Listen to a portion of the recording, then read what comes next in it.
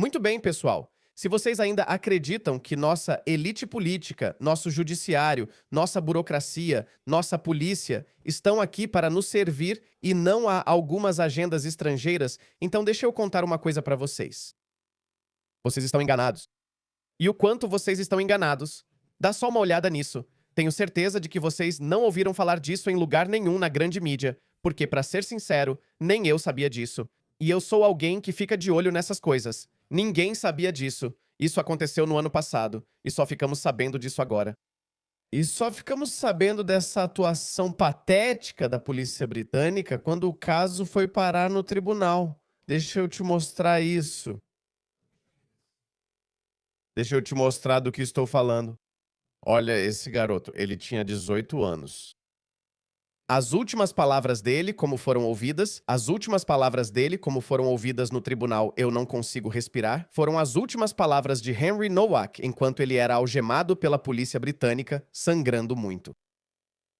Ele sangrava após ser esfaqueado várias vezes e disse aos policiais: "Estou sangrando, fui esfaqueado". E os policiais não acreditaram nele, porque estavam muito preocupados com o agressor dele, que era um homem Sikh, acho que tinha 22, 23 anos, que tinha permissão para carregar uma faca com ele. E ele o esfaqueou depois de uma briga. Bem, Henry não está aqui para contar o lado dele da história. E a parte triste é que, enquanto ele se afogava no próprio sangue, enquanto implorava por atendimento médico, o agressor dele disse à polícia: "Não, ele me xingou com insultos raciais e ninguém te esfaqueou, irmão. Ele foi esfaqueado 5 vezes. Se tivesse sido honesto naquele momento, poderia tê-lo salvado." Depois ele disse: "Eu estava com medo. Por isso não contei à polícia que o esfaqueei várias vezes. A mãe dele escondeu as provas. Ela tentou se livrar do kirpan, a faca Sikh. Ela tentou se livrar dela e, obviamente, tentou destruir as provas. Mas o pior de tudo é que a polícia chegou ao local e algemou ele enquanto ele se afogava no próprio sangue. Você não ouviu falar disso em nenhum lugar na grande mídia. Esse foi o assassino dele. Olhem pra ele. Eles podem carregar essas facas. O mundo está de cabeça para baixo, pessoal. Por um lado, o governo britânico decidiu tirar todas as armas do seu povo, mas depois permitiu que eles carregassem suas facas. Não se surpreenda se ele sair impune. Não se surpreenda se um juiz progressista disser: "Deve ter sido horrível para você passar por um abuso racial tão vil, do qual não temos ideia." Para ser justo, esse garoto não parece ser um lutador. Ele não parece nada especial. Só mais um garoto tímido e quieto cuidando da própria vida. Mas mesmo que tenha dito algo, ele merecia morrer? Ele merecia sofrer manipulação psicológica nos momentos finais e que os policiais duvidassem dele? Isso me lembra daquele policial alemão que atendeu uma ocorrência há alguns anos na Alemanha, onde um manifestante dinamarquês estava queimando seu exemplar do Alcorão. E um imigrante afegão apareceu com uma faca, começou a balançar a faca, tentou esfaquear algumas pessoas. Tem um vídeo, está tudo gravado. E um policial alemão jovem apareceu e, em vez de enfrentar o afegão com a faca, o treinamento progressista dele o obrigou a ir atrás do cara que queimava o Alcorão, porque, você sabe, eles são hooligans supremacistas brancos de extrema direita. Então ele foi atrás deles. Ele imobilizou aquele cara. E enquanto o policial estava sentado em cima dele, o afegão se levantou e o esfaqueou no pescoço. Por isso dizemos que esses islamistas não odeiam só a gente, mas todos vocês também. Mas o treinamento woke daquele pobre policial custou a vida dele. Acho que ele tinha 28 anos ou algo assim, um policial muito bonito.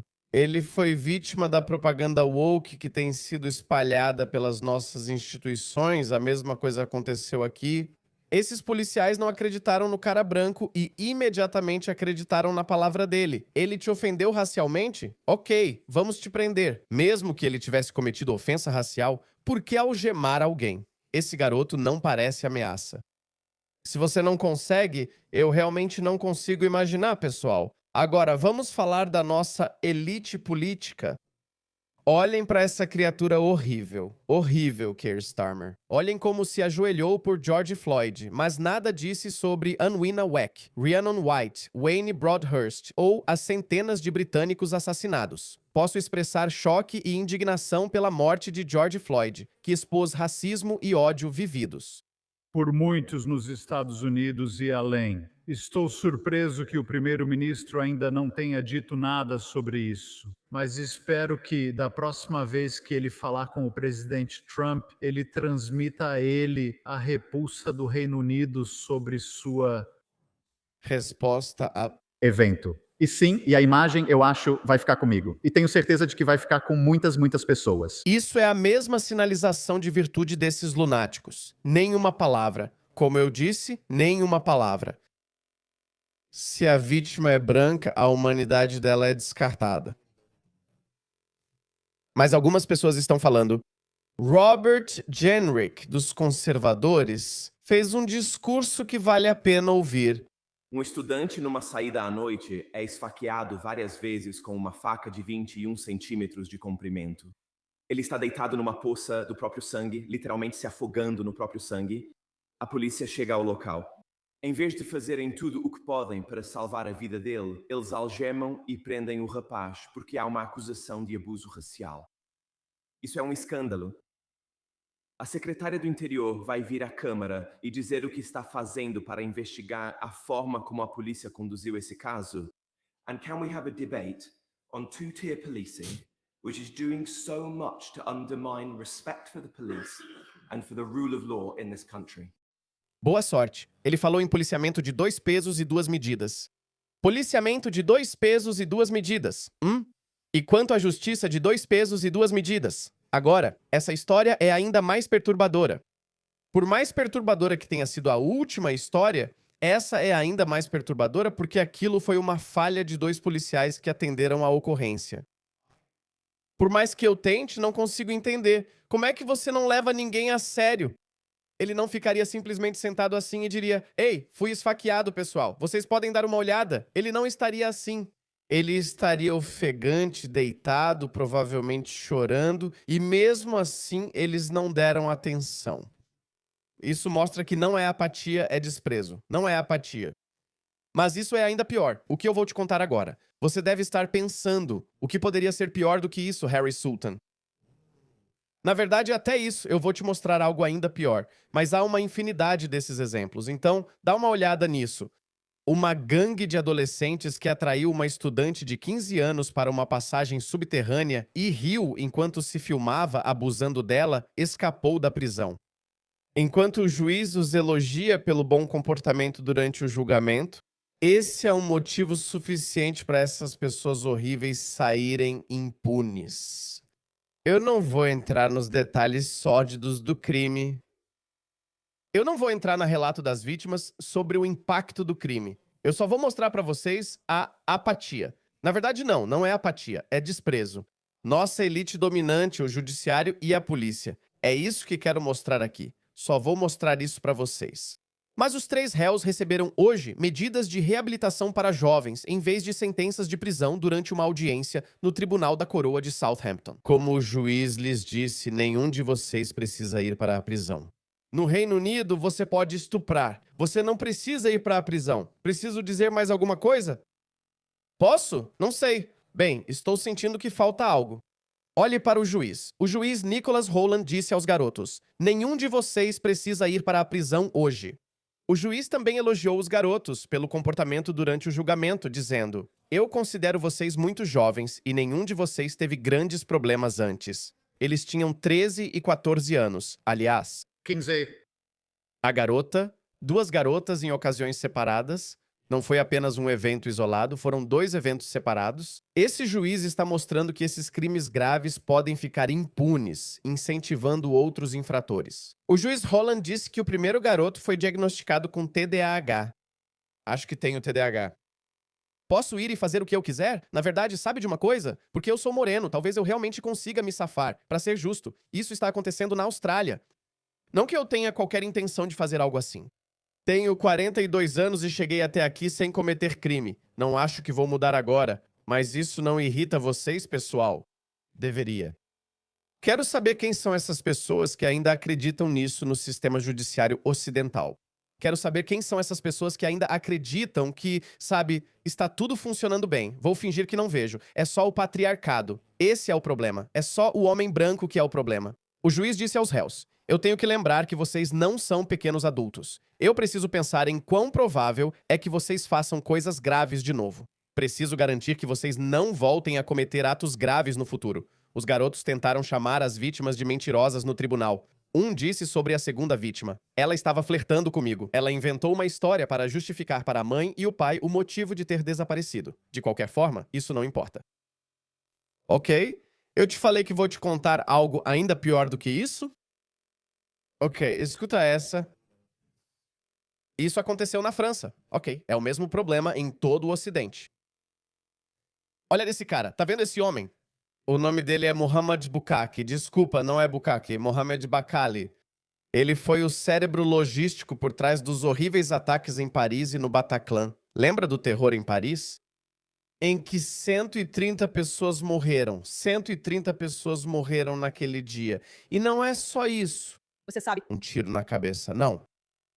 Foi uma brutalidade no nível do 7 de outubro. Eles cortaram os testículos das vítimas e os enfiaram nas bocas delas. Eles mutilaram mulheres grávidas e as estupraram. Arrancaram os olhos das pessoas. Setembro barbárie no nível do 7 de outubro? Quando isso acontece com você, acho que só desejaria, sabe, tipo, me mate logo, uma bala na cabeça, não quero mais nada. Tire algumas dessas coisas se elas se tornarem problemáticas. Me desculpe, eu não quero entrar em detalhes sangrentos, mas adivinha só? Então você deve estar pensando: ok, Harris, isso aconteceu há quase 15 anos. O que, 2015? Acho que foi quando aconteceu. É, 2015. Então já deveria ter acabado agora. Esses caras deveriam apodrecer na prisão. Não. Você pode matar ou participar de um evento terrorista onde é responsável pela morte de 130 pessoas da maneira mais brutal possível. E adivinha só? O sistema de justiça ocidental ainda permite sua saída. Mais uma vez, o tribunal destacou o comportamento calmo e respeitoso dele na prisão.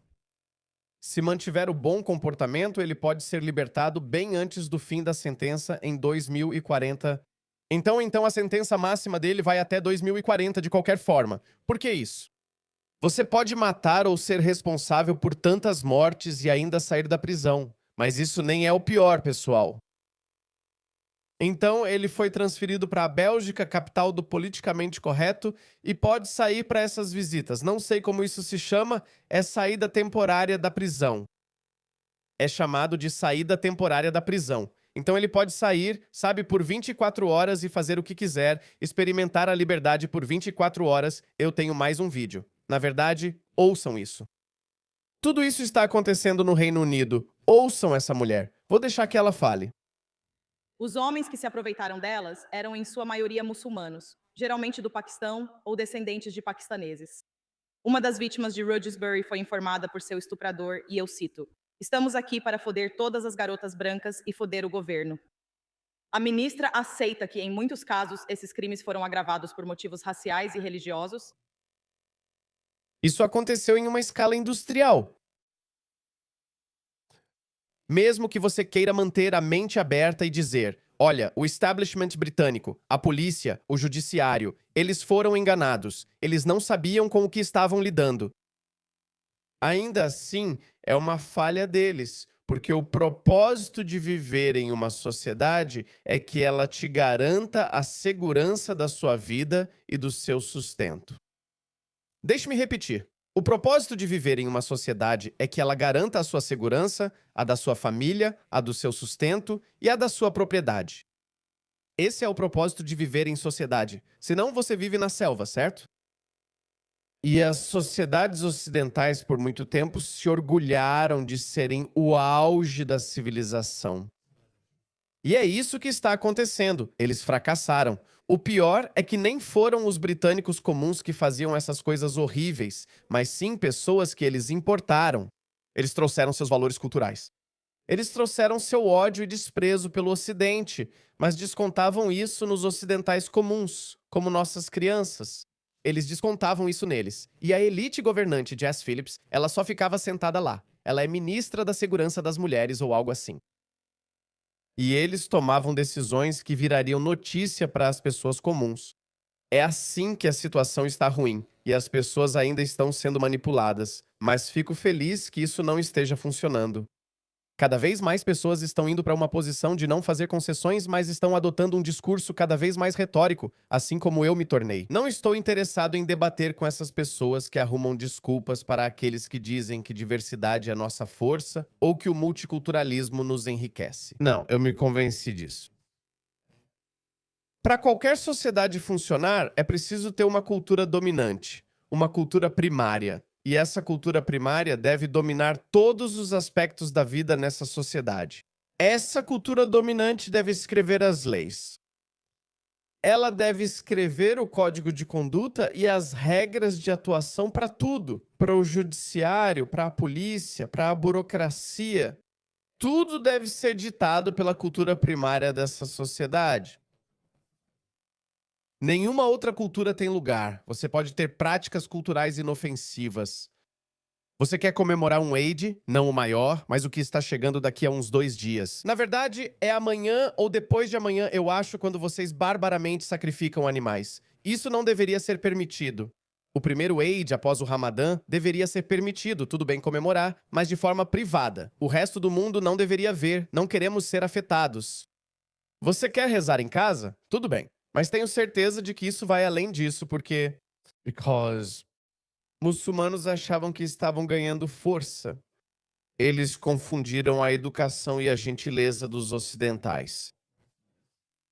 Eles confundiram isso com a força deles e a fraqueza deles. Não vai funcionar desse jeito. Então acho que as pessoas já passaram da fase de tudo bem, sabe de uma coisa? Você pode fazer isso e aquilo. Vamos apenas usar um pouco de bom senso nisso. Não, pessoal, vejo que muitos seguem narrativas de extrema direita dizendo não podemos conviver com eles, não precisamos viver assim, e eles estão certos. Não dá para culpá-los. Isso vai continuar. Está acontecendo. Estou chocado. Vou fazer um vídeo detalhado sobre o Japão. Estou chocado com o fato de que eles foram atrás da Grã-Bretanha e da Europa primeiro, depois foram atrás da América. E depois da Covid, eles foram atrás da Austrália e até mesmo do Japão. Agora está tudo claro. Isso foi uma conspiração organizada pela esquerda global para desmantelar todas as culturas primárias, para desmantelar a sociedade ocidental como conhecemos. Acho que eles vão se surpreender, pois as pessoas estão acordando. Não entregaremos nossos países para bárbaros tão facilmente.